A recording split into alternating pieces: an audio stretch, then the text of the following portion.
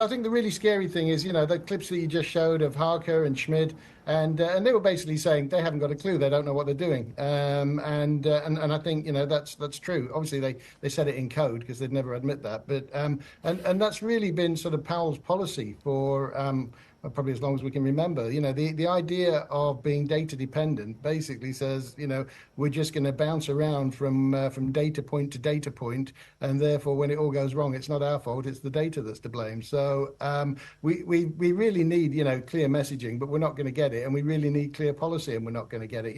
The time to start cutting has long passed, but the Fed are still in denial about that, and the fact they're in denial means, we could get 25 bips. We could even get zero. I mean, if we get a lot of strong data points in terms of, weak data, that is, if we get data points that are supportive of the Fed case that everything's under control and inflation is gradually coming down but not fast enough, don't rule a zero hike off the table in September. I'm pretty sure we'll be looking at 25 bips, but the problem is they've tied themselves to handing policy direction over to a whole bunch of data that's often unreliable. So I think Powell will probably say a lot and say very little at when he's talking out of his Jackson Hole, as it were.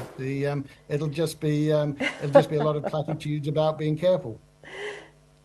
Oh, you said it, not us. So in other words, the path forward is as clear as mud. But on this topic of uncertainty, I always love watching what's happening with sentiment. And obviously sentiment chases price, right? So, in late July, we saw very exuberant sentiment among investors in the market. And naturally, that was a great contraindicator. And it certainly showed that when you're too exuberant, you're going to have a fall. And now, if you take a look at the CNN Fear Greed Index, it's smack on neutral.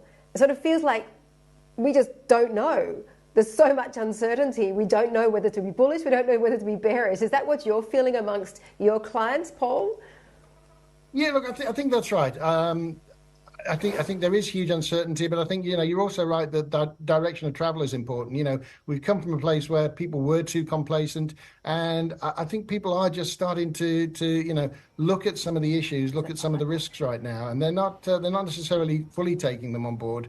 And we could easily have another strong spike, bounce back in the markets, but I think we're in the sort of last days of this liquidity fueled boom that we've had since last year. So I'd be very wary of buying into strength. I think strength is a selling opportunity in terms of risk assets, and I think the risk.